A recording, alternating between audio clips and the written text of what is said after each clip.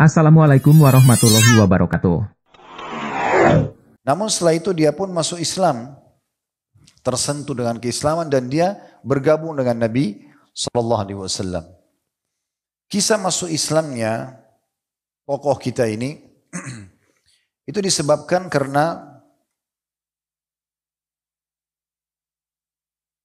pembebasan atau pada saat umrah qadha tepatnya umrah qadha. Jadi kalau kita rentet history, setelah perang Ahzab di tahun 5, akhir tahun 5 Hijriah, Nabi SAW keluar di tahun 6 untuk umrah dengan 1.400 pasukannya atau sahabatnya ridwanullah alaihim. Kemudian ditahan oleh orang-orang Quraisy di wilayah Hudaybiyah sekitar 80 km dari kota Mekah, dan di situ terjadi kesepakatan Hudaybiyah. Kalau umat Islam tidak boleh masuk umrah di tahun itu, tahun depan baru boleh masuk. Dan Nabi SAW setuju dengan kesepakatan itu. Kita tidak bahas kesepakatannya sekarang. Tapi yang jelas 1 tahun kemudian Nabi SAW datang dikenal dengan umrah qadha. Qadha karena tahun lalu enggak jadi di qadha tahun depannya. Nah pada saat umrah qadha itu sempat orang-orang Quraisy keluar dari kota Mekah sesuai dengan instruksi Abu Sufyan. Waktu itu belum masuk Islam. Dia mengatakan kepada orang Mekah, keluarlah. Dan ketahuilah umat Islam sedang ditimpa penyakit kuning. Mereka silakan penyakit kuning di masa itu. Penyakit yang kalau menimpa seseorang bisa menular dan nanti lama-kelamaan tubuhnya bisa copot, bisa mati. Penyakit yang menular yang mematikan di masa itu. Dan banyak orang-orang Mekah keluar karena mereka khawatir tertular. Dan inilah sebabnya kalau teman-teman faham atau pernah dengar disunnahkan bagi laki-laki pada saat tawaf itu berlari kecil atau mempercepat jalannya ya, di saat tawaf, karena awal hukumnya dari situ. Di mana Nabi SAW waktu dengar isu itu mengatakan kepada para sahabat, semoga Allah merahmati siapapun yang memperlihatkan kekuatannya pada hari ini. Maka mereka Nabi SAW membuka lengan kanan pada saat berihram supaya kelihatan lengannya, kemudian beliau berlari seperti berlari di tempatnya atau berjalan cepat. Itu disebabkan karena isu tadi penyakit itu. Dan akhirnya orang-orang Quraisy mulai faham ternyata umat Islam tidak ada yang sakit. Dan mereka tinggal selama 3 hari di Mekah. Nah di masa umrah qadha itu, Nabi SAW berkata kepada Al-Walid bin Al-Walid, kakaknya Khalid bin Walid. Perkataan yang masyhur, beliau mengatakan, wahai Walid, kalaulah Khalid adikmu itu menemui kami, maka kami akan menghormatinya, dan tidak sepantasnya orang yang berakal seperti dirinya tidak mempunyai ketertarikan kepada Islam. Jadi bahasa ini adalah salah satu metode dakwah yang Nabi SAW gunakan untuk menarik perhatian Khalid. Karena Khalid ini orang yang cerdas, berakal. Orang yang berakal tidak perlu menolak Islam. Karena tidak ada alasan untuk menolak Islam. Jujukannya Al-Quran jelas, dalil-dalilnya bisa dibaca, apalagi di masa sekarang sangat jelas, bisa dengan berbagai macam bahasa. Dan juga di masa itu mereka lihat sendiri bagaimana kemenangan umat Islam. Maka Al-Walid mendoakan sambil mengatakan, semoga Allah memberinya hidayah ya Rasulullah. Lalu Nabi SAW mengatakan lagi, seandainya Khalid menggunakan kehebatan dan ketangguhannya untuk Islam, niscaya itu lebih baik baginya. Maka mendengar perkataan ini, Al-Walid di masa itu, dan orang-orang Arab biasa menggunakan kata-kata singgungan seperti ini, berarti memang betul akan diberikan jabatan. Maka dia pun mengatakan kepada Khalid bertemu, wahai Khalid, sungguh Rasulullah SAW telah memujimu dan menyampaikan begini dan begitu. Setelah itu Khalid mulai lebih terfikir, kenapa kok dalam kondisi dia pernah memerangi Islam di perang Uhud, dan bagaimana ayahnya juga terbunuh di perang Badar dan membenci Islam, keluarganya semua benci Islam, kecuali Al-Walid ini, toh juga Nabi masih mau menerima dia.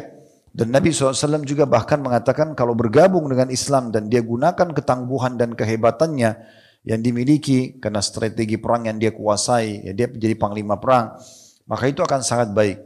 Akhirnya dia pun tersentuh untuk masuk Islam. Dan pada saat dia ingin masuk Islam, dia menemui Quraisy. Dan dia mengatakan, dan ini adalah orang kedua yang berbicara dengan Quraisy setelah Umar bin Khattab secara terang-terangan. Karena umumnya orang-orang pada saat itu masuk Islam sembunyi-sembunyi, mereka ketakutan. Kalau pernah ingat kisah waktu di awal kita sampaikan Umar bin Khattab sangat tegas. Waktu mau hijrah ke Madinah, dia teriak-teriak dari gunung Abi Qubais sambil mengatakan, hai Quraisy, saya mau hijrah ke Madinah. Semua sahabat hijrah sembunyi kecuali dia. Dia mengatakan saya mau hijrah ke Madinah. Siapa yang ingin istrinya jadi janda atau anaknya menjadi yatim, maksudnya dia mati terbunuh di tangan saya, istrinya jadi janda, anaknya jadi yatim, temui saya di belakang pohon, di belakang gunung ini. Maka tidak ada yang berani menemui Umar, karena Umar ditahu kekuatannya. Itu bentuk keberanian yang luar biasa. Nah, Khalid bin Walid melakukan hal yang sama tapi berbeda bahasanya. Dia mendakwai orang-orang Quraisy sebelum masuk Islam. Dia mengatakan, sekarang sudah nyata bagi setiap orang yang berakal dan memiliki fikiran yang sehat bahwa Muhammad bukanlah seorang penyihir. Selama ini yang kalian sebarin isu penyihir itu bohong semuanya. Dan juga bukan seorang penyair. Karena berapa kali orang-orang Quraisy coba mencerna Al-Quran dan mereka yang pakar syair mengatakan ini bukan penyair. Ini bukan syair, ini memang berbeda. Namun apa yang diucapkan jelas firman Allah Tuhan alam semesta. Setiap orang yang memiliki hati nurani dan akal sehat pasti akan ingin jadi pengikutnya. Dan ketahuilah, ya, aku akan masuk Islam.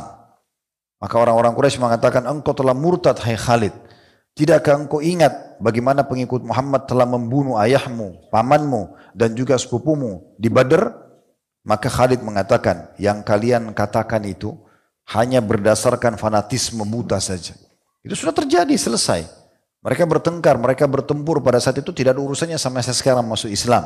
Terserah kalian mau berkata apa. Bagiku kebenaran sudah jelas. Demi Allah, aku pasti akan mengikuti Islam. Maka dia keluar dengan pakaian lengkap perangnya. Dia khawatir di jalan kalau ada yang menahan maka dia akan melawan. Subhanallah, ada hikmah luar biasa. Dia pada saat keluar menuju ke Madinah ingin masuk Islam. Di saat itu dia ketemu sama Amr bin As. Amr bin As ini duta Quraisy yang diutus ke Ethiopia untuk menjemput 83 sahabat. Dan ini ada kisah sendiri bagaimana dia menjemput, bagaimana dia berusaha memberikan hadiah para pastor dan pendeta di sana untuk mengizinkan supaya 83 orang dibawa pulang ke Madinah. Kemudian dia juga menghadiahkan kepada Najasyi, tapi Najasyi orang yang berakal, menolak menerima hadiah tersebut, lalu kemudian mendengarkan dari dua pihak. Setelah didengarkan argumentasinya Ja'far bin Abi Thalib radhiyallahu anhu, maka ditolak. Najasyi menolak untuk memberikan 83 muslim kepada Amr bin As untuk masuk atau bawa ke Mekah. Setelah itu Amr bin As mendengarkan kalau Najasyi ini masuk Islam di tangan Ja'far. Walaupun dia sembunyikan Islamnya, maka dia tersentuh. Bagaimana bisa raja sehebat Najasyi masuk Islam? Maka dia berikrar pulang ke Mekah mau masuk Islam. Nah bertepatan waktu itu, Amr bin As mau ke Madinah mau masuk Islam, bertepatan dengan Khalid bin Walid keluar dari Mekah. Maka Amr bin As mengatakan, wahai Abu Sulaiman, mau kemana? Dia mengatakan, sudah jelas perkara orang ini, maksudnya Nabi Muhammad SAW. Tidak ada yang ragu dengan masalah kebenaran risalah yang dibawanya. Maka saya akan ke Madinah untuk menganut agama Islam. Maka pada saat itu pun Amr mengatakan, saya pun keluar untuk itu. Saya pun keluar untuk itu. Dan kemudian mereka pun berdua keluar dan juga ketemu dengan seseorang yang lain dari kalangan Quraisy, yaitu Talha, yang akhirnya bersama-sama, atau Uthman bin Talha tepatnya. Ini juga salah satu pemuda Mekah yang sangat terkenal, bijaksana orangnya, dewasa, ahli perang, ya, punya prinsip dalam hidup. Tiga orang ini tiba-tiganya menuju ke Madinah. Waktu Nabi SAW melihat ketiga orang ini datang dengan menunggangi kuda mereka, maka Nabi SAW senyum sambil mengatakan, sungguh Mekah telah mengutus kepada kalian anak-anak emasnya. Ini kalau masuk Islam mereka ini akan menjadi pejuang-pejuang Islam yang luar biasa. Maka pada saat itu pun mereka turun dari kuda, bertemu dengan Nabi SAW, dan yang paling pertama mengucapkan syahadat adalah Khalid bin Walid radhiyallahu tanpa ragu. Langsung mengatakan, ya Rasulullah, saya ingin masuk Islam. Lalu dia syahadatlah. Setelah itu pindah kepada Uthman bin Talha, lalu Amr bin As. Amr bin As pada saat dia mau menjamah tangan Nabi SAW, dia mengatakan, ya Rasulullah, ulurkan tangan anda. Nabi ulurkan, kemudian dia sempat menariknya. Maka Amr bin As mengatakan, saya punya syarat ya Rasulullah. Saya beda dengan Khalid dan juga Talha, Uthman. Kata Nabi SAW, apa syaratmu? Dia bilang, syarat saya agar saya diampuni. Karena saya tahu dosa saya terlalu banyak dulu. Memerangi Islam dan segala macam lah. Sudah banyak harta, energi, ide, pikiran yang saya tuangkan untuk memerangi Islam. Maka Nabi SAW mengucapkan, perkataan yang masyhur, ya Amr bay' fa innal islama yajubbu ma kana qablah. Wahai Amr, janji setialah dan ketahuilah bahwasanya dengan kau masuk Islam semua masa lalumu sudah dimaafkan. Wa innal hijra tajubbu ma qablaha, dan juga hijrah itu akan menghapuskan dosa-dosa yang lalu. Dalam riwayat lain juga ditambahkan, dan haji juga akan membersihkan dosa-dosa yang lalu. Maka Amr bin As pun akhirnya menyalami tangan Nabi SAW. Dan setelah itu Nabi SAW mendoakan Khalid secara khusus, mengatakan, Allahumma kfir li Khalid bin Walid kullama awda'a fihi min saddin an sabilik. Ya Allah, maafkanlah Khalid bin Walid dari atas apapun yang pernah diperbuatnya yang bisa menghadang apapun jalanmu atau apapun yang menuju ke jalanmu. Maka kata Khalid, demi Allah setelah saya masuk Islam, Allah lapangkan dada saya dan saya tidak pernah menemukan muamalah Nabi SAW ya, kepada saya kecuali dibedakan dengan yang lainnya. Maksudnya Nabi SAW muliakan, Nabi SAW hormati, karena Nabi tahu potensinya orang ini luar biasa gitu. Waktu baru masuk Islam, beberapa hari saja masuk Islam, ada satu kejadian di tahun 8 Hijriah, yaitu orang-orang Arab yang dipimpin oleh Syurahbil, salah satu orang Arab yang beragama Nasrani, dia menolak risalah Nabi SAW. Jadi Nabi SAW sempat mengirim surat ke raja-raja dan para pemimpin kaum untuk mengajak mereka Islam. Maka Syurahbil ini menolak, tidak mau masuk Islam. Dan dia dia bekerja sama dengan Heraklius, Raja Romawi, untuk memerangi kaum muslimin. Dan dia punya pasukan banyak, 100.000 orang. Orang-orang Romawi juga punya 100.000 orang, 200.000 orang. Mereka siapkan untuk menyerang Madinah pada masa itu.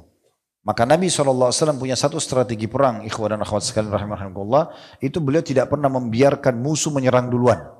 Kecuali kalau mereka tiba-tiba datang, seperti kasus perang Uhud, itu mereka tiba-tiba sudah keluar, baru Nabi SAW hadapi. Tapi kalau beliau mendengar ada satu suku, satu bangsa mau menyerang Madinah, maka beliau tidak akan tinggal diam, beliau akan menyerang duluan.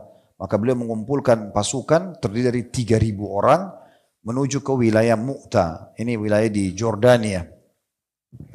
Maka keluarlah 3.000 orang ini, dan Nabi SAW wasiatkan pada saat itu pemimpin kalian adalah Zaid bin Harithah. Ini anak angkat Nabi SAW. Kalau Zaid terbunuh, maka digantikan oleh Ja'far bin Abi Talib. Kalau Ja'far terbunuh, digantikan oleh Abdullah bin Rawaha. Dan ini peperangan pertama Khalid di sini ya. Dan Khalid tidak punya jabatan apa-apa. 3 orang ini, kata sebagian ahli sejarah, waktu Nabi SAW mengatakan kalau Zaid terbunuh, maka yang ganti Ja'far. Kalau Ja'far terbunuh, diganti oleh Abdullah bin Rawaha. Menandakan berarti 3 orang ini sudah ditentukan oleh Nabi SAW akan mati syahid. Dan subhanallah, di saat terjadi peperangan tersebut, dalam riwayat-riwayat yang sahih disebutkan Nabi SAW menceritakan prosesi peperangan secara live. Mengumpulkan orang semua, lalu mengatakan, memanggil dengan as-salatul jami'ah, atau berkumpullah di masjid gitu ya. Maka kemudian mereka berkumpul, lalu Nabi SAW mengatakan, saya akan menyampaikan kalian apa yang sedang terjadi di kancah peperangan di Mu'tah sana. Bertemu antara pasukan muslimin, digambarkan cerita yang luar biasa. Ini panjang sekali ceritanya. Nabi ceritakan terus menerus sampai Nabi mengatakan, mulailah berkecamuk peperangan. Zaid bin Harithah memegang bendera lalu kemudian maju menyerang musuh sampai akhirnya dia terbunuh mati syahid. Lalu datanglah Ja'far bin Abi Talib mengambil bendera tersebut kemudian menyerang ke musuh. Terus saja dia menyerang sampai banyak sekali korban, kuda, orang-orang bergerimangan di jalan, di medan perang. Karena dia tidak bisa bergerak, maka dia turun dari kudanya, kemudian dia pun menebas kudanya, kemudian dia maju, terus menyerang sampai akhirnya terbunuh juga. Dan pada saat Ja'far terbunuh dan kedua tangannya terpotong, maka berdirilah Abdullah bin Rawaha, kemudian berusaha untuk memotivasi dirinya, lalu kemudian dia menyerang dan terbunuh mati syahid. Setelah itu, Nabi SAW terdiam sejenak. Terdiam, sahabat lagi mendengarkan karena ini informasi mukjizat dari Allah SWT untuk Nabi. Karena terjadi peperangan sana, di sini diceritakan langsung, seakan-akan Nabi SAW lihat. Nabi diam sejenak. Kemudian setelah itu Nabi SAW mengatakan, sekaranglah akan terjadi peperangan yang sebenarnya. Lalu kemudian Nabi gambarkan bagaimana bendera muslimin jatuh, dan ada seseorang yang bernama Thabit bin Aqram. Ini radhiyallahu anhu, sahabat Nabi juga. Dia lihat bendera jatuh, dan di masa itu Kalau bendera sudah jatuh dan tidak ada yang mengangkatnya, walaupun pasukan masih banyak berarti kalah. Kalau bendera masih berdiri walaupun cuma satu orang dianggap masih kuat. Bendera jatuh, dia pikir tidak ada yang angkat bendera. Ini pasukan akan kacau balau semuanya. 3.000 lawan 200.000 orang ini bukan jumlah yang sedikit perbandingannya. Kalau 3.000 dengan 6.000 aja 2 kali lipat. Apalagi 200.000. Coba bayangkan. Ya, itu 3.000 kalau kita kali 10, ya 30.000. Ya, itu kalau 10 kali lipat. Ini 200.000. Berarti 80 kurang lebih kali lipat jumlahnya. Kita bayangkan masjid ini misalnya berisi full begini, Masya Allah mungkin 10.000. Ini 80 kali lipatnya. Berapa banyak itu. Bagaimana butuh kebesaran jiwa, butuh kepemimpinan. Dan di saat ketiga panglima perang Nabi mati dan muslimin melihat, mereka sempat down dirinya. Di mereka ini jadi siapa yang pimpin nih? Maka Thabit bin Akram radhiyallahu anhu ini mengambil inisiatif. Dia ambil bendera, kemudian dia kibarkan supaya muslimin tahu masih ada yang pegang bendera. Kebetulan Khalid bin Walid lewat di sebelah, dia langsung mengatakan, Khalid ambil ini, dilempar bendera tersebut. Lalu Khalid tangkap. Kata Thabit, wahai Khalid, demi Allah saya tidak ambil bendera ini kecuali untuk kamu. Gak ada yang pantas memimpin sekarang. Tanpa banyak bicara, langsung Khalid memegang, dan orang faham dia adalah panglima perang, dan umumnya yang hadir di situ tahu bagaimana kemahiran Khalid dalam berperang. Maka Khalid pun akhirnya berperang. Tidak pakai nunggu, pegang bendera tersebut. Di waktu itu juga dia bertakbir, mengajak semua pasukan menyerang ke depan. Menyerang tanpa harus merasa gentar, karena dia maju, semua pada maju.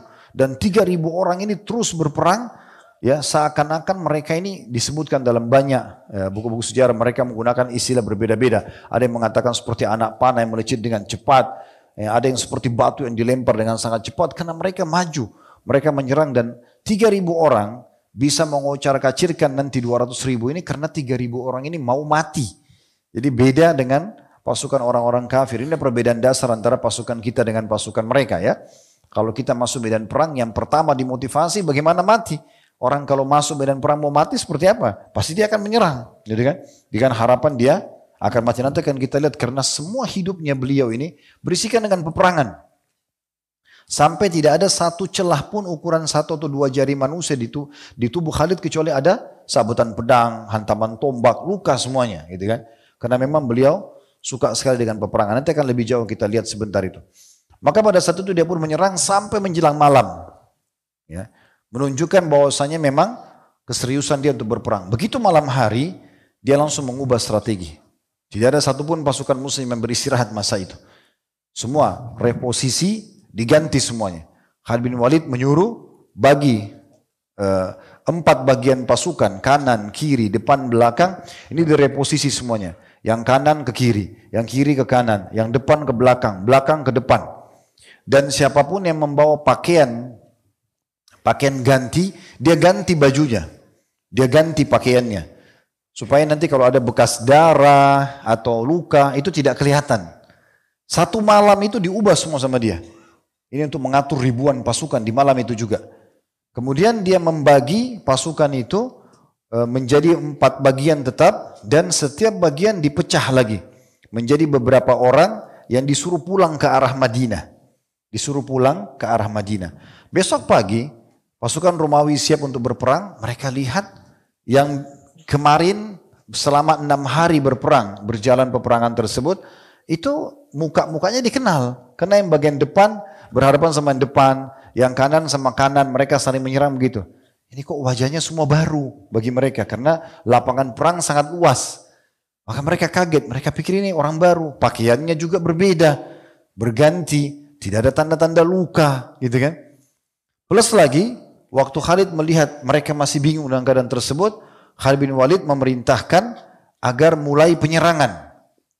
Tapi penyerangan ini terbagi-bagi. Yang kanan lebih dulu menyerang, yang 3 sisi diam dulu. Menyerang sejenak, kemudian baru yang kiri menyerang. Supaya orang-orang Romawi melihat ke arah pasukan muslimin. Apakah mereka maju semua atau tidak. Ini ada strategi, ada sebab. Karena Khalid bin Walid ingin dari 4 bagian pasukan ini sudah dibagi sekitar 50 per 1 batalion. Itu ada beberapa, kemudian mereka pulang ke arah Madinah. Dan mereka sengaja memetik pelapa-pelapa kurma. Lalu mereka dari jauh datang sambil bertakbir dan menarik pelapa kurma itu sehingga debu padang pasir berterbangan. Nah akhirnya orang-orang Romawi lihat, ini sudah wajah-wajah baru di pasukan muslimin, bukan yang mereka kenal sebelumnya karena yang kanan pindah di kiri dan segala macam. Kemudian dari belakang supaya tidak kelihatan kalau satu batalion cuma 50 orang, ya 100 orang, mereka pakai pelapa kurma, ditarik debu berterbangan sambil bertakbir. Akhirnya mereka berpikir ini pasukan baru. Sampai dalam buku-buku sejarah, berarti ada bantuan dari Madinah. Lalu mereka mengatakan, pada ahli sejarah mereka mengatakan, bila mana 3.000 orang saja tidak bisa kita kalahkan dalam 6 hari, bagaimana kalau sudah dapat bantuan? Dan ini subhanallah insting yang sangat kuat dari seorang panglima perang yang luar biasa gitu ya. Nah karena keadaan ini, Khalid bin Walid tidak menunda waktu, di saat itu dia lihat mereka lagi kebingungan, mereka lagi ketakutan, maka dia langsung menyerang ya. Dan penyerangan ini dengan statement yang jelas. Menujulah ke bau-bau surga yang sudah tercium. Jadi tidak ada lagi, jangan lagi berpikir pulang. Ya, salah satu hal yang luar biasa dari strategi perangnya Khalid kalau masuk medan perang, beliau berharap tidak keluar lagi. Udah mati aja pada saat itu. Jadi luar biasa, penyerangannya memang maksimal karena berharap mati terbunuh. Maka semua menyerang.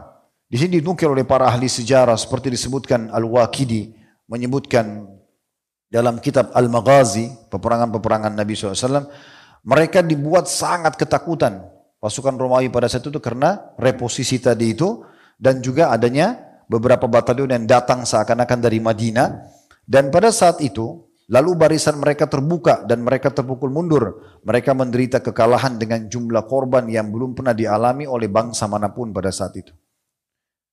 Di dalam kitab At-Tabaqat, Ibnu Sa'ad mengatakan rahimahullah, kemudian Khalid mengambil panji, lalu menyerang orang-orang Romawi itu. Maka Allah mengalahkan mereka dengan kekalahan paling buruk yang pernah aku lihat. Hingga kaum muslimin dapat menebas pedang-pedang mereka sesuka hati mereka. Peperangan itu, ya, karena luar biasanya, dahsyatnya pada saat itu, Khalid menukir statement mengatakan, dalam perang ini, terpatah ya pedang di tanganku itu 9 buah pedang ya, dan tersisa lempengan pedang buatan Yaman saja.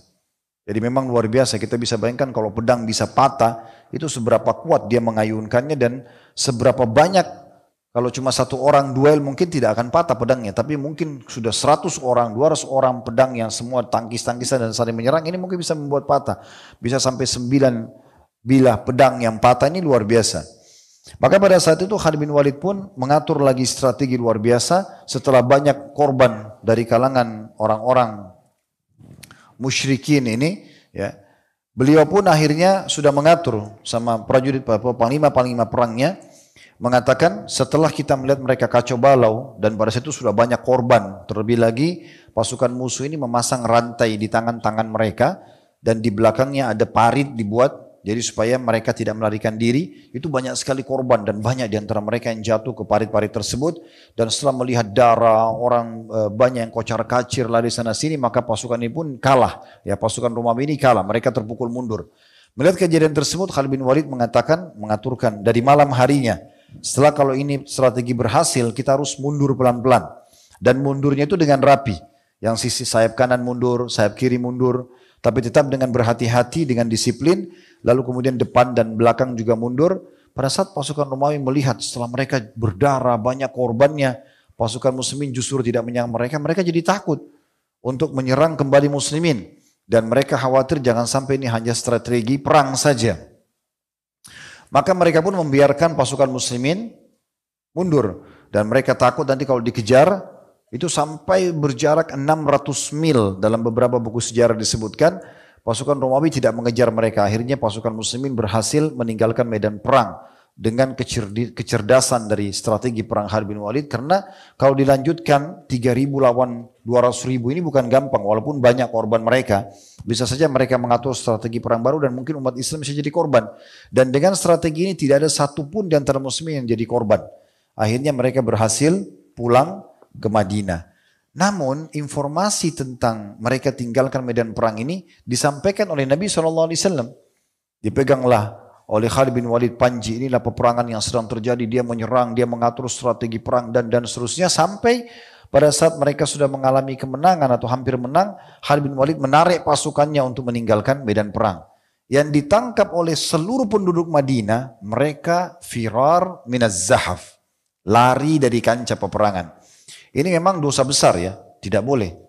Kita kalau masuk di medan perang, adalah kita harus masuk ke medan perang, pokoknya menang atau mati syahid. Atau kita ingin keluar untuk bergabung dengan pasukan lain, untuk mengatur strategi dan menyerang lagi. Nah seperti itu hukumnya. Maka waktu itu muslimin memahami hukumnya. Firar minaz zahaf, lari dari medan perang, ini dosa besar. Coba bayangkan ya kalau kita di posisi masa itu. Saya baca riwayat ini sambil merenung bagaimana dalamnya iman pada saat itu. Hampir seluruh wanita dan anak-anak kecil menunggu pasukan Khalid di pintu gerbang Madinah sambil pegang batu dan debu. Waktu pasukan Khalid bin Walid masuk, mereka dilempari dengan batu sambil mereka berteriak, sungguh para pengecut, kalian lari dari medan perang. Dilempari batu. Yang lempar siapa? Ibu-ibu, perempuan, sama anak-anak kecil. Kita bisa bayangkan bagaimana iman mereka pada saat itu. Mestinya kan seorang istri, seorang ibu, kalau anaknya pulang gembira. Ini enggak. Malah dilemparin batu. Nah waktu terdengar informasi itu oleh Nabi SAW dan pasukan Khalid tidak bisa buat apa-apa. Ini bukan musuh gitu kan. Dan memang mereka belum tahu sekarang mereka dihukumi apa oleh Nabi SAW dengan mereka tinggalkan medan perang. Maka setelah mendengar, Nabi SAW pun menyebutkan hadis yang masyhur. Laisu bifurrar walakinnahumul qurraru fisabilillah. Mereka bukanlah orang-orang yang melarikan diri dari medan perang. Tetapi mereka adalah orang-orang yang justru melakukan gerilya di jalan Allah. Tidak, mereka ini justru menang gitu kan. Karena mereka sudah memukul mundur musuh, lalu mereka pergi. Beda, kalau mereka lagi diserang, lalu mereka lari, itu baru dianggap lari dari medan perang. Ini enggak. Mereka berhasil punya korban dari musuh, bahkan musuh sudah terpukul mundur, lalu mereka meninggalkan medan perang. Itu tidak dianggap meninggalkan medan perang. Nah setelah itu umat Islam baru tenang, karena menerima sabda Nabi SAW ini. Dengan berjalannya waktu, lama-kelamaan akhirnya, mulailah umat Islam memahami apa sebenarnya yang sedang terjadi di kancah peperangan.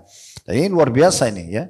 Bagaimana kiprah yang luar biasa menyelamatkan umat Islam di perang Mu'tah pada saat itu. Baik, selanjutnya kiprah beliau itu dalam penaklukan kota Mekah. Karena kan memang masuk Islam di tahun 8 Hijriah. Itulah perang Mu'tah terjadi. Selanjutnya langsung terjadi pengkhianatan dari orang-orang Quraisy terhadap akad perdamaian. Maka pada saat itu Nabi SAW menyerang kota Mekah dan Khalid bin Walid ikut untuk penaklukan kota Mekah. Dan Nabi SAW menitip pesan kepada Khalid bin Walid dan juga Az-Zubair bin Awam radhiyallahu anhuma. Mereka, jadi kalau kota Mekah itu ada pintu gerbang utama, kemudian ada juga dari sisi kanan dan kirinya itu pintu-pintu yang kecil. Ya, maka Khalid bin Walid dan Zubair bin Awam masuk dari sisi yang kiri kanannya supaya tidak membuat mereka menolikan diri. Dan Nabi SAW dengan pasukan utama inti masuk dari pintu gerbang utama. Dan Nabi SAW titip pesan kepada kedua Khalid dan Zubair, jangan kalian perangi siapapun dari mereka kecuali mereka menyerang terlebih dulu kepada kalian. Maka Khalid pun bercerita, saya pun masuk dan saya temukan ternyata Quraisy sudah melakukan persiapan untuk melawan kami. Tapi karena perintah Nabi SAW jangan perangi mereka sampai mereka memerangi, saya coba menahan diri, tidak melawan. Tapi setelah mereka terus menyerang kami dan dikhawatirkan ada korban dari kalangan muslimin, barulah saya menyerang mereka dan akhirnya berhasil membunuh sekitar 28 orang dari orang Quraisy dan Khalid pun berhasil masuk ke titik yang sudah diperintahkan oleh Nabi SAW. Dan dengan itu maka Mekah tidak bisa berbuat apa-apa ya pada saat itu karena sudah diserang tiba-tiba dan memang mereka belum punya persiapan perang. Ini tentu pembebasan kota Mekah, kalau teman-teman ingin mendengarkan lebih panjang kisahnya, itu pada saat atau bisa membaca di sirah atau melihat cuplikan sirah Nabawi kami pembebasan kota Mekah itu panjang lebar ceritanya. Bagaimana Nabi SAW masuk, siapa saja yang disusun nama-namanya, 10 orang yang harus dibunuh walaupun mereka itu bergelantungan di tirainya Ka'bah, gitu kan. Ada di antara mereka jadi korban, ada juga antara mereka yang masuk Islam. Bagaimana prosesi pada saat Nabi SAW mulai menghancurkan patung-patung, 360 patung di sekitar Ka'bah, gitu kan. Bagaimana beliau memantapkan keimanannya Abu Sufyan pada saat Abu Sufyan sempat ragu sejenak. Ya, kemudian banyak hal lah ya, sampai Bilal azan di atas Ka'bah dan segala macam hal itu sudah dan pemaafan Nabi SAW terhadap penduduk Mekah itu panjang lebar kita jelaskan di Sirah Nabawi. Saya tidak singgung sekarang, tapi kita sedang membahas figuritas Khalid bin Walid. Karena masih panjang ini ya. Ini masih panjang sekali peperangan beliau. Dan seperti penulis ucapkan di buku ini, memang saya setuju dengan itu ya. Kalau seandainya beliau mengatakan lembaran-lembaran kertas ini cukup ya untuk menulis, maka kita akan menulis semua sejarah Khalid, dan itu butuh satu buku khusus gitu ya. Karena panjangnya kiprah beliau dalam peperangan. Jadi di zaman Nabi SAW, beliau ikut peperangan sampai Nabi meninggal. Di zaman Abu Bakar semua peperangan beliau ikut. Di zaman Umar pun juga beliau ikut. Dan luar biasa, dalam berapa tahun saja, walaupun telah masuk Islam, berapa tahun masuk Islam, dia sudah ikut perang jihad di semua peperangan yang ada. Peperangan pembebasan kota Mekah, tadi perang Mu'tah juga. Kemudian ada perang Hawazim atau perang Hunain sampai Nabi SAW meninggal. Di masa Abu Bakar muncul 3 nabi palsu. Ya, ada Musailam al-Kadzab di Yamamah, itu juga Khalid bin Walid yang mengalahkan. Kemudian ada Tulaiha yang pernah kita bahas, Tulaiha bin Khuwailid yang jadi nabi palsu, kemudian tobat masuk Islam. Itu yang kalahkan juga Khalid.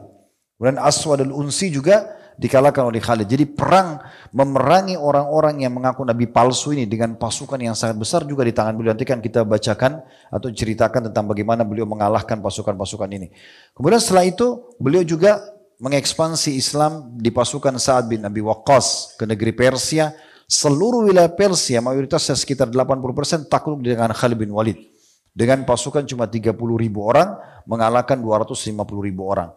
Setelah itu ternyata pasukan di di Romawi juga masih lemah umat Islam, belum bisa menaklukkan di tangan Abu Ubaidah bin Jarrah. Abu Bakar mengatakan, saya akan menaklukkan mereka dengan Khalid. Disuruh tarik dari Persia, wilayah yang sangat jauh, ya di timur Jazirah Arab, itu kemudian pergi ke utara Jazirah Arab. Perjalanan butuh sekitar 2-3 minggu kalau orang jalan. Tapi Khalid bin Walid berhasil menempuh itu dalam 5 malam saja. Dengan pasukannya 1.000 orang pergi ke Romawi dan mengalahkan juga di sana 200-250.000 pasukan Romawi. Jadi dari timur, dari barat, dari utara Jazirah Arab semuanya dia ikut dalam peperangannya, gitu kan? Itu luar biasa. Jadi sampai banyak ahli sejarah mengatakan saya tidak bisa membayangkan bagaimana Khalid bisa mengatur semua itu. Dalam hitungan hari dalam hidupnya baru masuk Islam sampai beliau wafat, dengan luar biasa punya kiprah dalam peperangan-peperangan, dan lebih unik lagi tidak pernah kalah dalam peperangan. Itu luar biasa. Kemudian selanjutnya setelah pembebasan kota Mekah, Nabi SAW mengutus Khalid bin Walid untuk membunuh Uzzah. Uzzah ini nama salah satu patung sebenarnya, dinamakan Uzzah. Namun setiap patung itu punya penyihir yang menjaganya atau penjaga patung itu. Maka Nabi SAW memerintahkan agar Khalid menuju ke kota Taif. Dan Khalid ini kebetulan memang dulu sebelum masuk Islam sangat memuliakan Uzzah ini. Makanya waktu Nabi SAW tunjuk dia gembira sekali untuk menghancurkan patung itu dan membunuh penyihir yang menjaga patung itu. Maka begitu dia menuju ke Taif, dia mengatakan, ya Uzzah, gufranaka la subhanak, inni ra'aitullaha qad ahanak. Wahai Uzzah, aku kufur kepadamu. Ya, dan juga tidak akan mensucikanmu. Sesungguhnya aku melihat Allah telah menghinakanmu. Maka dia pun menuju ke sana, dan Nabi SAW dititip pesan, nanti kau akan ketemu di sana, di patung Uzzah itu seorang wanita, disebutkan ciri-cirinya, ya, yaitu wanita tersebut sangat hitam kulitnya, berambut panjang, berdada besar dan bertubuh pendek. Dan wanita itu harus kamu bunuh. Kalau kamu bunuh selesai ceritanya Uzzah ini. Baru hancurkan patungnya. Selama dia masih hidup, maka keyakinan tentang Uzzah masih ada. Maka pada saat mereka lihat Khalid bin Walid datang ke Taif, dan Taif waktu itu sudah takluk. Karena setelah suku Hawazim dikalahkan di perang Hunain, maka mereka pun mengatakan pada wanita tersebut, yang orang-orang Taif, wahai Uzzah, seranglah dengan serangan yang tidak duanya terhadap Khalid. Lemparkan penutup muka dan singsinglah, dan seterusnya perkataan mereka memuji si Uzzah. Namun Khalid datang menebas sekali, mati orang itu. Setelah mati kata Khalid, mulai hari ini tidak ada Uzzah kalian. Lalu beliau hancurkan patung tersebut. Namun ini tentu setelah kejadian perang Hunain ya. Pembebasan kota Makkah dulu ada perang Hunain. Nah di perang Hunain ini juga beliau terlibat dalam peperangan tersebut. Baru kemudian beliau pergi menghancurkan patung Uzzah tadi. Di perang Hunain terkumpul setelah pembebasan kota Mekah sekitar 12.000 pasukan muslimin. Yang masuk ke Mekah 10.000 bersama Nabi SAW. Ada 2.000 bergabung, 1.000 dari suku Aslam, 1.000 lagi dari orang-orang yang mu'allaf baru masuk Islam. Mereka bergabung. Nabi SAW memerintahkan Khalid bin Walid untuk jadi panglima, memimpin suku Aslam, 1.000 orang. Hunain ini teman-teman sebuah lembah. Kalau antum pas lagi di Mekah, antum searching, atau mungkin sekarang bisa di-searching, lihat lembah Hunain. Sekitar 30 km dari kota Mekah.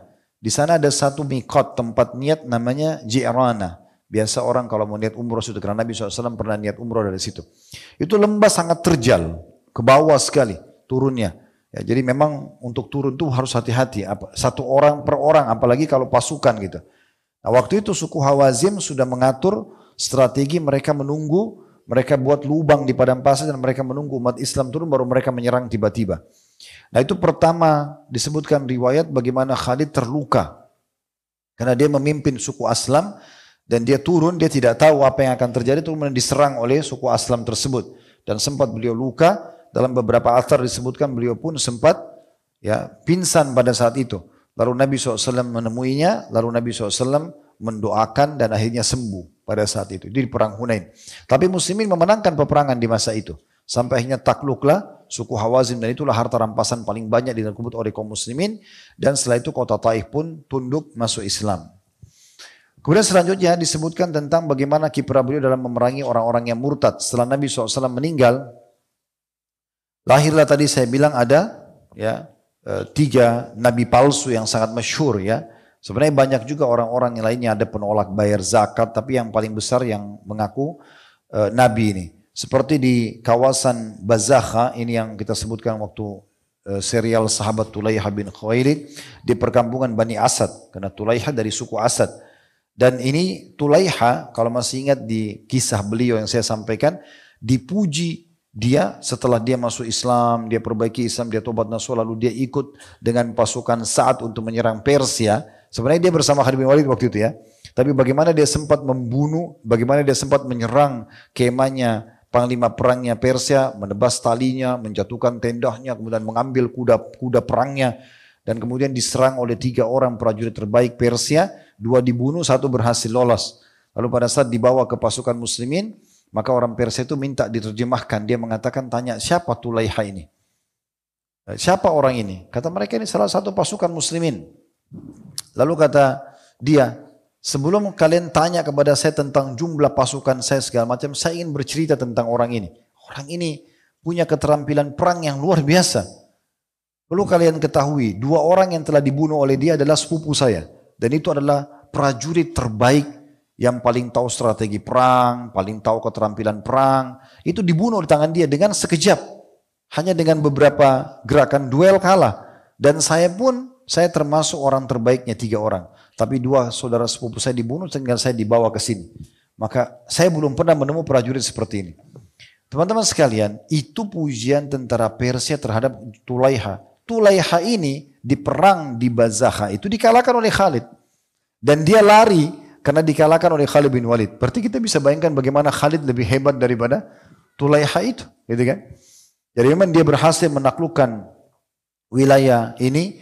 Dan pada saat itu namanya peperangan ya teman-teman sekalian. Kita mungkin peperangan tidak bisa bayangkan seperti kondisi kita sekarang. Peperangan itu pasti ada darah yang tumpah, ada orang teriak, ada kepala yang putus, ada tangan yang putus, ada kaki yang putus. Itu sudah bau darah, bau bangkai, itu harus kita tahu itu di peperangan akan seperti itu.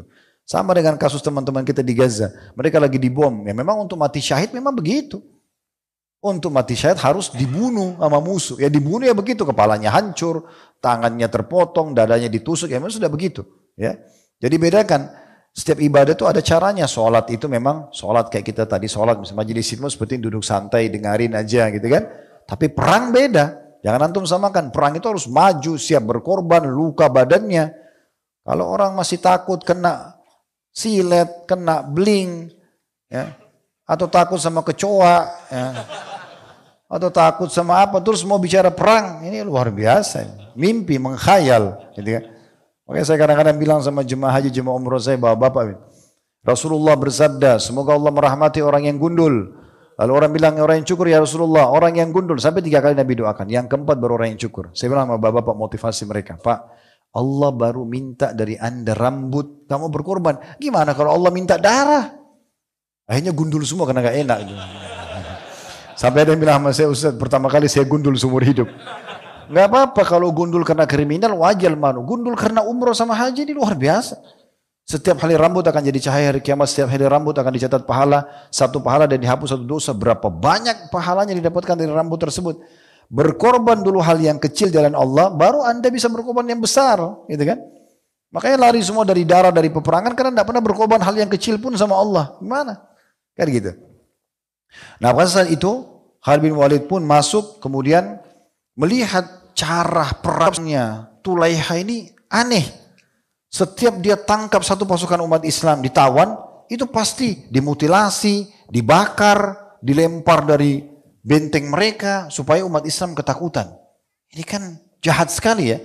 Dalam peperangan pun, kita umat Islam diajarkan kan, kalau kalian, Allah memerintahkan kalian berbuat baik dalam segala hal, kalau kalian bunuh-bunuhlah dengan cara yang baik. Bukan berarti baik itu cuma dicoel musuhnya, enggak. Tapi mati, ditusuk misalnya. Tapi nggak ada mutilasi seperti itu. Nggak boleh potong matanya, cungkil matanya, potong hidungnya, nggak ada dalam Islam. Dan tidak boleh membakar. Karena kata Nabi SAW tidak boleh membakar karena yang berhak membakar hanya pemilik api itu. Maksudnya Allah subhanahu wa ta'ala. Gitu kan? Juga Nabi SAW melarang membunuh wanita, membunuh anak-anak. Itu jelas sekali bagaimana hukum Islam. Tapi Khalid lihat, ini mereka ini betul-betul biadab sekali. Maka Khalid bin Walid menyerang mereka sampai menaklukkan bentengnya Tulaiha.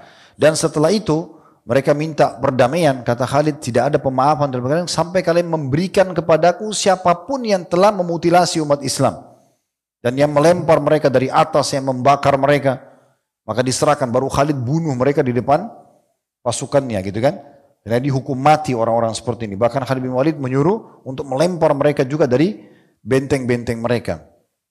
Maka takluklah pada saat itu Bazakha dan kisah Tulaiha. Dia sempat melarikan diri dan dia mengatakan kepada sukunya sambil membawa istrinya di atas tunggangan kudanya, siapa yang bisa melakukan seperti ini, lakukanlah. Maka redahlah permasalahan itu. Kemudian peperangan yang selanjutnya juga adalah kawasan Yamamah. Ini Musailamah al-Kadzdzab dari suku Bani Hanif. Ini pernah waktu suku Hanifah datang mau masuk Islam, pimpinan mereka si Musailamah ini ada ikut, tapi dia tidak mau syahadat. Waktu ditanyakan oleh teman-temannya, kenapa kau tidak syahadat, kau sudah ikut ke Madinah? Dia bilang, kalau Muhammad memberikan kedudukan setelahnya nanti, maksudnya setelah dia jadi nabi, dia mati saya yang gantikan, maka saya masuk Islam. Nabi SAW dengar, Nabi keluar ke masjid lalu mengatakan kepada Musailamah, demi Allah tidak akan mungkin aku memberikan ini pun dari kamu. Karena Allah memberikan kerajaan kepada siapa yang dia inginkan. Dan saya melihat satu keburukan dari dirimu. Ya, memang dia jadi nabi palsu kan gitu. Nah ini fitnahnya lebih besar daripada Tulaiha karena pasukannya lebih banyak. Ya, lebih banyak. Intinya sebenarnya dia coba untuk memerangi kaum muslimin dan pasukannya mencapai angka 40.000 orang. Ya. Serta pasukan muslim itu sekitar 13.000 saja. Namun karena kepemimpinan Khalid yang luar biasa, akhirnya Khalid berhasil membunuh Musailamah al-Kadzdzab ya, dan berhasil memenangkan peperangan dan akhirnya menyelesaikan juga ya, peperangan di masa itu. Cukup banyak korban ya, korban di antara mereka. Jadi ada kurang lebih 1.000 dari sahabat yang mati syahid, namun dari pasukan Musailamah itu ada 70.000 ya, dari 100.000 itu dari 40.000 itu yang ada 7.000 yang mati dari 40.000 tadi. Kemudian setelah melihat bagaimana kiprahnya Khalid bin Walid yang luar biasa menumpas ini, lalu kemudian disuruh lagi untuk menyelesaikan kasusnya Al-Aswad al-Unsi, ini nabi yang ketiga tapi ini tidak punya perlawanan banyak dan akhirnya dimenangkan juga oleh Khalid bin Walid. Lalu setelah itu Abu Bakar berazam untuk tidak akan pernah lagi mencopot kepemimpinan Khalid, tidak mau menggantikannya karena orang ini berhasil berperangan bersama Nabi SAW, berhasil di perangan Abu Bakar juga meredamkan fitnah nabi-nabi palsu ini. Dan dia mengatakan, ma kuntu li ashima saifan sallallahu alal kafirin. Saya tidak akan pernah menganggurkan pedang yang telah Allah hunus kepada orang-orang kafir. Karena kan Nabi SAW mengatakan setelah Khalid bin Walid berhasil menarik mundur pasukan muslimin dari Mu'tah, Maka beliau mengucapkan tadi apa yang saya bahasakan di awal, ni'ma abdillah, dia adalah sebaik-baik hamba Allah secara keimanan, secara ilmu, secara ketulusan dan keyakinan, dan juga akhul ashirah, dan dia sebaik-baik sahabat, ya. Saifun min suyufillah, pedang dari pedang-pedang Allah yang terhunus, ya. Sallallahu alal kuffari wal munafikin. Allah henuskan untuk orang-orang kafir dan orang munafik. Maka kata Abu Bakar, saya tidak akan pernah menganggurkan pedang Allah yang sudah terhunus. Semenjak itu Abu Bakar selalu menjadikan dia panglima perang. Bermulalah Abu Bakar ingin mengekspansi Islam ke Persia.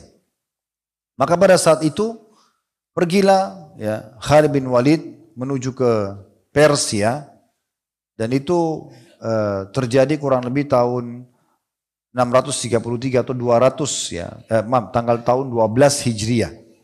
Ya, tahun 12 Hijriah, karena Abu Bakar meninggal di tahun 13 Hijriah. Waktu itu mulai ada penyerangan ke wilayah sana. Maka Abu Bakar menyuruh Khalid bin Walid untuk memimpin pasukan. Pergilah ke sana. Kemudian di sana pasukan Persia sudah bersiap siaga kurang lebih 200.000 orang. Dan Khalid bin Walid membawa pasukan pada saat itu jumlahnya kurang lebih 12 ribuan. Ya, jadi jumlahnya sangat sedikit dibandingkan dengan pasukan orang-orang kafir. Dan pada saat itu panglima perang Persia namanya Hurmuz. Ya, itu terkenal badannya sangat kekar, strategi perangnya luar biasa. Dan orang-orang Persia ini kalau membunuh musuhnya di medan perang itu kejam-kejam. Ya. Misalnya dibiarkan dia dalam kondisi ditawan, kemudian tulang rusuknya, tulang punggungnya ditarik keluar. Begitu-gitu yang serem-serem. Ya. Dan itu diperlihatkan kepada musuh supaya mereka takut, tidak mau menyerang lagi. Sehingga orang kalau mau menyerang wilayah Persia yang luas, mereka berpikir dua kali. Tapi subhanallah Khalid bin Walid berbeda. Awal sekali yang beliau lakukan pada saat diutus ke Persia, belum pernah ke Persia sama sekali. Persia itu luas sekali wilayahnya, Irak, Iran, Rusia, Afghanistan, untuk masuk wilayah-wilayah Persia dulu. Maka pertama sekali dia memiliki peta wilayah itu, kemudian dia melihat wilayah-wilayah yang terbesar dan terkuat. Kalau kita mau lihat 80% dari wilayah Persia yang takluk di tangan Khalid bin Walid, ini kisahnya panjang sekali. Saya juga melihat menelusuri buku yang sedang kita bedah ini, memang penulis hanya mengangkat beberapa saja yang paling berpengaruh, ya, dari peperangan tersebut, karena hampir kota-kota ini banyak sekali yang diserang oleh Khalid bin Walid dan takluk semua di tangannya. Maka yang paling pertama dia bertemu dengan pasukan Hurmuz. Ini panglima besarnya, ya, tangan kanannya Raja Persia pada saat itu. Dan Hurmuz ini menganggap remeh pasukan muslimin, menganggap kayak tidak punya kekuatan gitu, ya. Tapi Khalid bin Walid mengirim surat ke Hurmuz, bunyinya kurang lebih terjemahnya, amma ba'd, selanjutnya, masuk Islamlah, niscaya engkau akan selamat. Atau yakinlah kepada dirimu dan kaummu, dan setujuilah untuk membayar jizyah. Kalau kamu masuk Islam boleh, tapi bayar upeti. Bila tidak, maka janganlah ada yang engkau celah, jangan kau ada salahkan setelah itu selain dirimu sendiri. Sungguh, aku datang membawa satu pasukan yang mencintai kematian sebagaimana kalian mencintai kehidupan. Ya. Jadi perkataan yang sangat luar biasa dalam medan perang gitu, ya. Membaca surat tersebut, ya, ternyata Hurmuz marah sekali. Dia tersinggung karena dia pikir ini siapa? Khalid bin Walid tidak dikenal sama dia. Selama ini perang selalu saja dia menang dan dia sangat sangar gitu kalau membunuh musuh-musuhnya.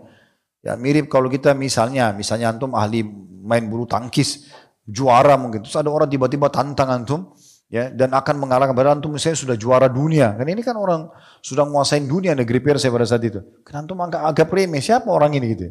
Maka Hurmuz marah. Khalid bin Walid mengatur strategi perang karena jumlahnya mereka sangat banyak dan Khalid bin Walid tidak banyak, maka beliau mengatur. Ada 3 wilayah yang sangat masyhur di masa itu yang dikuasai sama Khalid. Ada Kazimah namanya, ya, disebutkan begitu, nama sebuah tempat. Dan juga ada wilayah yang lain namanya Hafir dan ada Ubullah. 3 kota ini yang paling besar di wilayah Persia. 3-tiganya ditaklukkan oleh Khalid bin Walid.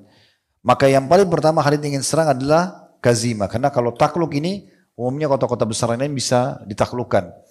Nah, Hurmuz waktu dengar itu, dia pun segera datang ke Kazimah ini dengan tujuan untuk menggali parit di sana, menguasai tempat lokasi perang lebih dulu, Ya, kebetulan juga ada sungai Ufrat di sini ya, dan sungai Furat yang bisa dijadikan sebagai sumber minum pasukannya. Jadi ini sungai di depannya pasukan Persia, lalu membiarkan musuh di depan mereka sehingga mereka kalau kehausan tidak bisa sampai ke air. Dan Khalid tahu ini, maka dia membagi pasukannya menjadi 3 bagian. Pasukannya dibagi. Ada pasukan yang menuju Kazimah ini, ada pasukan yang menuju Hafir, ada pasukan yang menuju ke wilayah Ubullah. Padahal sebenarnya jumlah mereka kecil, pasukan muslimin. Tapi ada tujuan Khalid ingin lakukan ini. Beliau sengaja memperlihatkan kepada pasukan Persia, mengelabui mereka kalau mereka sebenarnya terpencar dan akan membuka banyak wilayah di Persia. Tapi Hurmuz fokus mana pasukan yang ada Khalid bin Walid. Waktu dia dengar Khalid bin Walid sama pasukannya menuju ke wilayah Kazimah tadi, dia sengaja lebih dulu datang sana, dan itu strateginya Khalid. Khalid sengaja perlambat pasukannya sehingga Hurmuz tiba duluan. Lalu mulailah dia menggali parit-parit. Mereka suka gali parit. Parit ini tujuannya bukan untuk menyiksa musuh ya, supaya pasukannya tidak lari pulang gitu. Dibuat parit, dalamnya taruh kayu-kayu yang runcing gitu. Itu kalau pasukannya melarikan diri pasti jatuh ke situ dan tidak bisa dia lari meloncati parit. Itu mereka taruh banyak sekali pasukan yang pakai rantai dan mereka bisa berperang dengan satu tangan, ya, pedang. Yang satunya diikat sama teman-teman yang lainnya. Seperti itulah kurang lebih gambarannya. Maka setelah dia lakukan itu, pasukannya gali parit dengan sudah capek, mereka letih. Khalid bin Walid rupanya itu Kazimah dilewatin sama dia. Dia menuju ke Hafir tadi, ke kota yang lain. Waktu Hurmuz dengar itu, setelah Khalid biarkan dia gali parit, sudah capek pasukannya, dia menuju ke sana. Lalu Hurmuz marah, kok bisa dia ke sana? Nanti kota itu yang takluk, disuruh semua pasukannya 200.000 itu menuju ke sana. Gitu. 250.000 itu semua menuju ke sana. Tiba di sana, Khalid bin Walid sengaja, dia bilang sama pasukannya, Hurmuz bilang, kita harus tiba sebelum Khalid tiba. Pergi ke sana, Khalid sudah tahu, dibiarkan. Khalid biarkan pasukannya pelan-pelan jalan. Hurmuz kena tahu ini jalan dipakai oleh Khalid, dia tidak mau ketemu tengah jalan, dia ingin membenteng kota dia yang ini. Dia putar manuver dari jauh, tiba di situ. Sama Khalid dibiarkan, sengaja. Dia gali lagi parit, disusun strategi perang. Setelah selesai berhari-hari, Khalid bin Walid kembali ke Kazimah. Jadi nggak di situ perangnya. Maka dengan kondisi itu ratusan ribu pasukan ini kecapekan semuanya. Tapi Khalid sudah kembali ke Kazimah dan memang dia ingin perang di situ. Dia ingin perang, dia ingin kuasai kota ini yang pertama. Begitu Hurmuz dengar, Hurmuz tarik lagi pasukannya menuju ke Kazimah. Intinya ketemulah di situ untuk berperang. Maka pada saat itu teman-teman sekalian berkumpullah 2 pasukan. Khalid bin Walid mulai menyusun pasukannya, Hurmuz mulai mengatur pasukannya segala macam. Lalu pada saat itu pasukan muslimin memang bukan berada di dekat sungai, sehingga mereka kehabisan air. Kalau kehabisan ini susah ambil air. Maka Khalid mengatakan, yakinlah Allah akan memberikan air ini kepada orang yang paling berhak. Dan kita beriman kepadanya. Dia bilang sama pasukannya. Tiba-tiba Hurmuz nantang Khalid berperang. Duel. Tanpa nunggu Khalid menantang, menerima tantangan itu. Bagus kalau duel. Panglimanya mati, habis ceritanya nih. Maka Khalid pun menerima. Cuma Hurmuz ini curang. Orangnya licik. Dia walaupun kuat secara fisik segala macam, salah satu strategi kalau dia duel lawan pasukan, dia selalu siapkan beberapa prajurit pilihannya itu untuk menyerang orang yang sedang duel sama dia. Karena orang kalau duel itu pasti jauh dari pasukannya. Yang pasukan di belakang Persia, si Hurmuz maju ke tengah-tengah, pasukan di sana, Khalid bin Walid maju ke tengah-tengah. Jadi ini jauh dari pasukan inti. Tapi Hurmuz sudah atur, ada beberapa penunggang kuda, pasukan utama dia 5-6 orang itu untuk nyerang nanti Khalid tiba-tiba. Dia ingin curang gitu ya. Tapi subhanallah berbeda keadaannya. Khalid bin Walid maju, kemudian mulailah duel, saling tangkis segala macam. Lalu Hurmuz pada saat dia lihat dirinya kewalahan, dia memberikan isyarat supaya yang pasukannya itu maju. Majulah 5-6 orang itu tiba-tiba mau menyerang Khalid. Tapi kebetulan dengan izin Allah SWT, Ka'ka' bin Amir radhiyallahu anhu, sahabat Nabi yang mulia ini juga, kalau nanti seperti seingat saya kita belum bahas beliau, ini orang yang luar biasa juga, ahli perang gitu ya. Maka dia pun maju, dan dia berhasil mengalahkan 5-6 orang itu sendirian, gitu kan? Dia mengalahkan dan Khalid bin Walid tidak terganggu konsentrasi sampai dia mengalahkan Hurmuz dan dia memenggal kepala Hurmuz. Setelah dipenggal kepalanya, diangkat, diarahkan ke pasukan Persia, mereka ketakutan karena selama ini kalau Hurmuz lagi latihan, tidak ada yang berani melawan dia. Sangat kuat, dia bisa mengalahkan 10 orang gulat, dia bisa menghancurkan batu dengan tangannya. Wow, sangat luar biasa kalau digambarkan tentang kekuatannya. Tapi kalah sama Khalid, gitu kan. Akhirnya pasukannya kocar-kacir gara-gara panglima perangnya kalah gitu, ya. Mati bukan kalah gitu ya, memang sudah mati. Masa itu berhasillah Khalid bin Walid mengalahkan mereka dan cukup banyak harta rampasan perang yang didapat pada masa itu. Disebutkan ada sampai membawa rantai-rantai yang mereka buat itu ya. Yang satu rantai itu beratnya sampai 407 kilo ya. Sebagai harta rampasan perang. Itu disebutkan. Dan pada saat itu dikatakan juga salah satu namanya Zatus Salasil perangnya. Yaitu perang rantai karena ada rantai-rantai yang banyak yang tujuannya untuk mengikat satu sama yang lain. Ya, prajurit-prajurit supaya tidak lari dari kancah peperangan. Dan karena kemenangan ini Abu Bakar akhirnya memberikan mahkotanya Hurmus itu sebagai ghanimahnya Khalid bin Walid. Tapi takluklah wilayah tersebut.